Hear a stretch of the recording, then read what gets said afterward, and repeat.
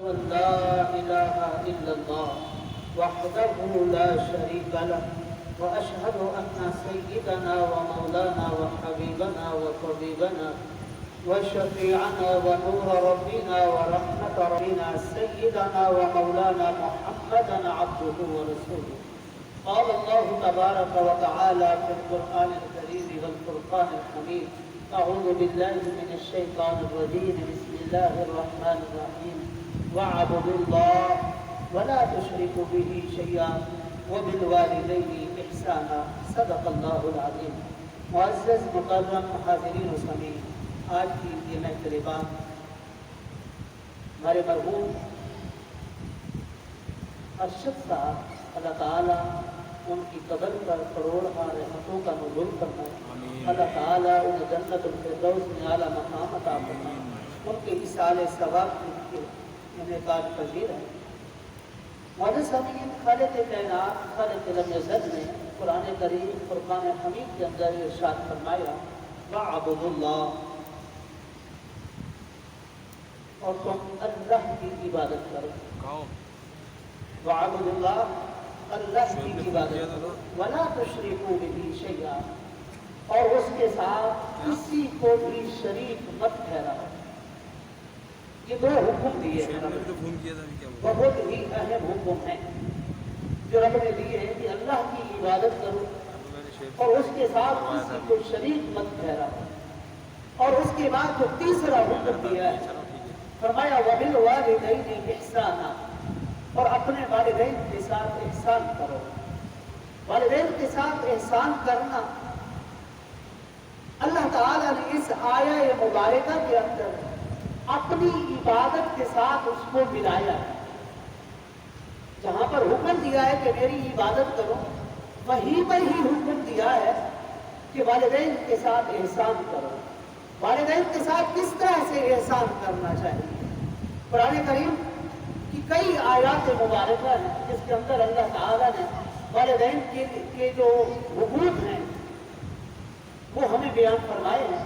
ایک اور جگہ پر فرمایا، والدین کی عزت و احترام کے بارے میں فرمایا: وَلَا تَقُلْ لَهُمَا أُفٍّ وَلَا تَنْهَرْهُمَا، کہ تم ان اپنے والدین کو کبھی اف تک نہ کہو اور نہ ہی کبھی جھڑکی دو. اور قرآن کے اندر اللہ تعالیٰ نے اپنے بندوں کو حکم دیا ہے کہ تم اپنے والدین کے لیے دعائے مغفرت کیا کرو. میں اور آپ روزانہ نماز میں کئی دفعہ دعا پڑھتے ہیں: رب اغفر لی ولوالدی وللمؤمنین یوم یقوم الحساب. اے ہمارے رب، ہمارے والدین کی بخشش فرما اور ان پر رحمتوں پر نزول فرما. معزز سامعین، والدین کے ساتھ احترام کے ساتھ پیش آنا.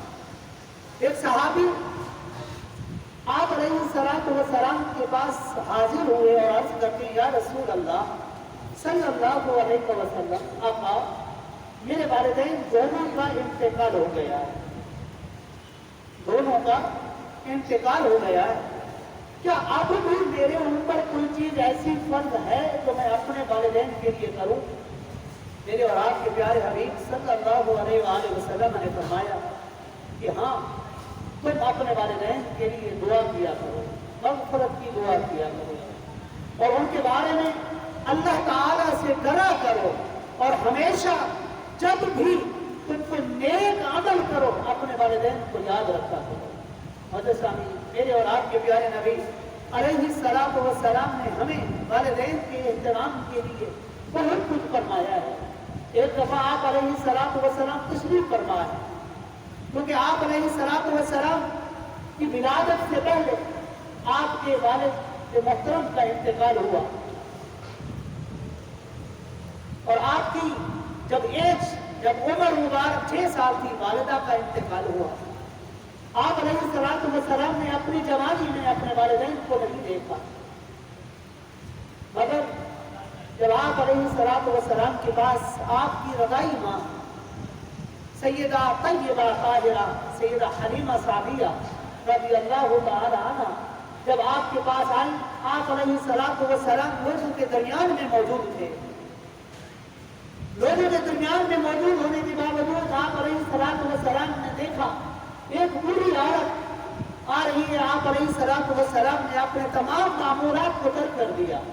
آپ علیہ السلام کھڑے ہو گئے. آپ نے اپنی مزمل والی کملی جو اوڑھی ہوئی تھی وہ آپ علیہ السلام نے بچھا دی. بچھانے کے بعد ان کو ساتھ بٹھایا اور ان کے سامنے گوزانو ہو کر بیٹھے. جب وہ چلے گئے، صحابہ کرام رضوان اللہ تعالی علیہم اجمعین نے پوچھا، یا رسول اللہ صلی اللہ علیہ وسلم، آقا یہ عورت کون تھی جن کے لیے آپ اتنا احترام کر رہے تھے، جن کی آپ اتنی زیادہ عزت کر رہے تھے؟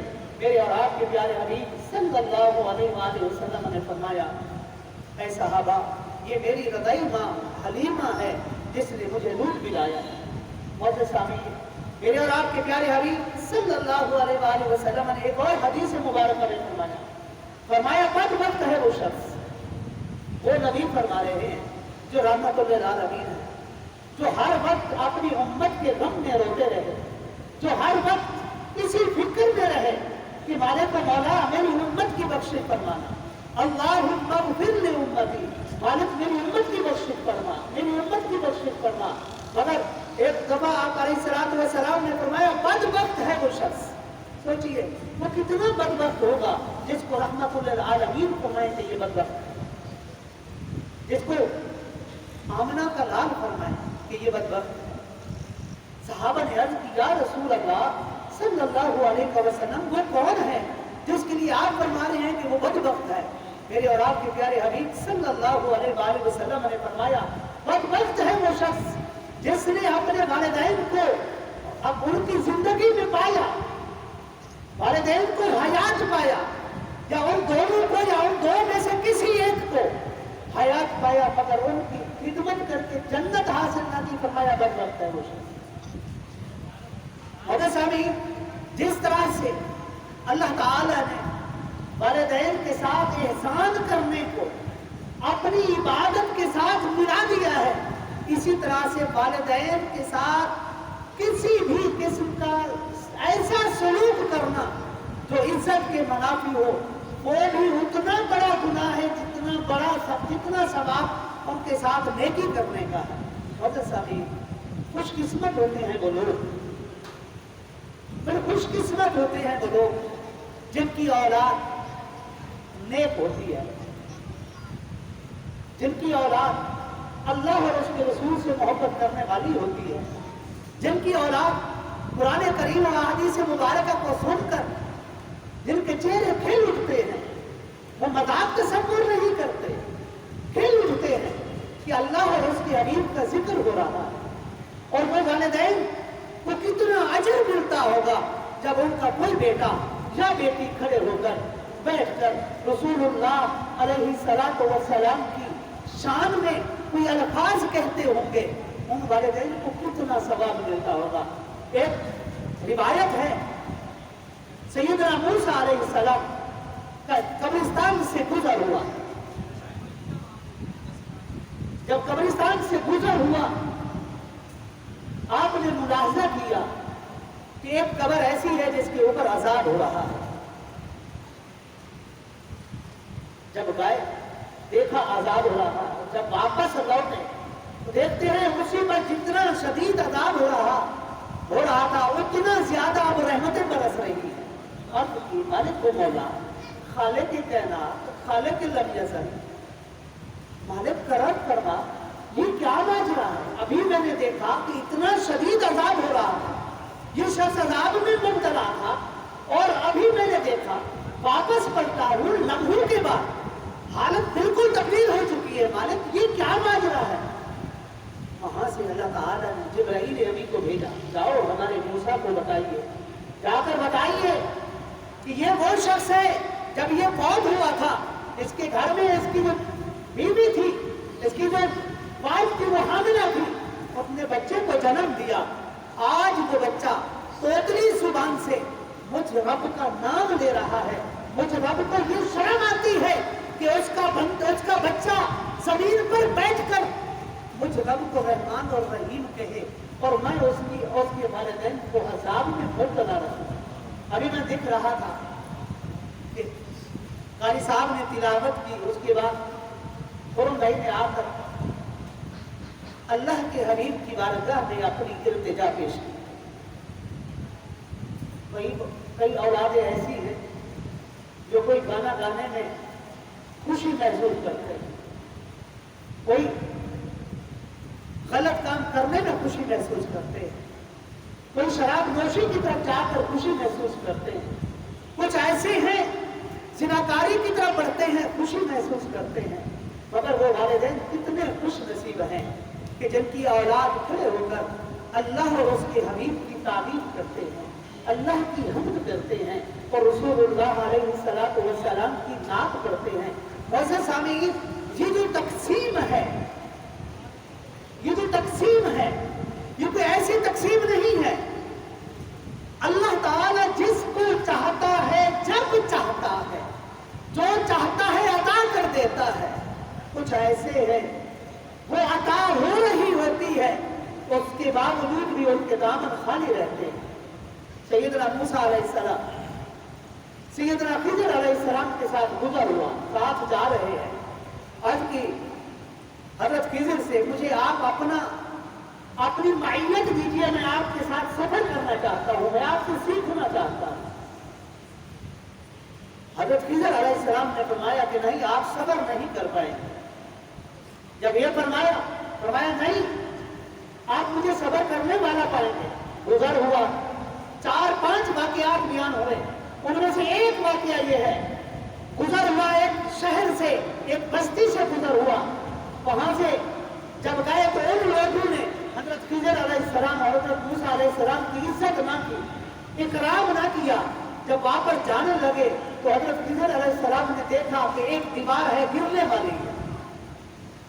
جلدی سے حضرت خضر علیہ السلام نے اس دیوار کو دوبارہ تعمیر کیا۔ حضرت موسیٰ علیہ السلام بھی ساتھ مل گئے۔ جب کیا، تعمیر کرنے کے بعد چپ کر کے چلے گئے۔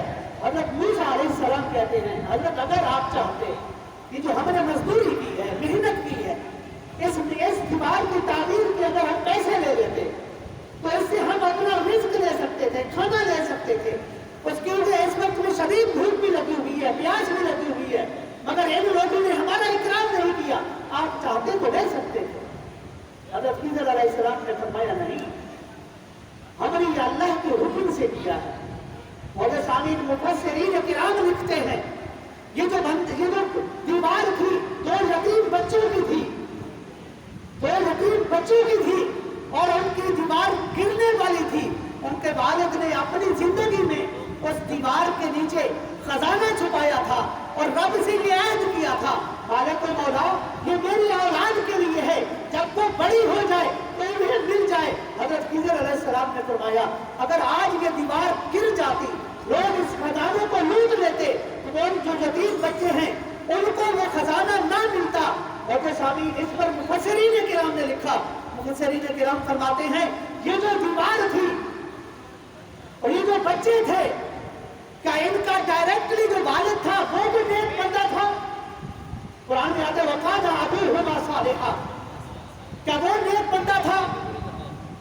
مفسرین کرام تفسیر میں لکھتے ہیں، وہ فرماتے ہیں کہ نہیں، ڈائریکٹلی ان کا والد نیک نہیں تھا، بلکہ ان کی 7ویں پشت کے اندر ایک شخص گزرا تھا، ان کا دادا گزرا تھا جو نیک تھا۔ اللہ تعالیٰ نے اس نیک بندے کی وجہ سے ان کے مال کی حفاظت کی ہے۔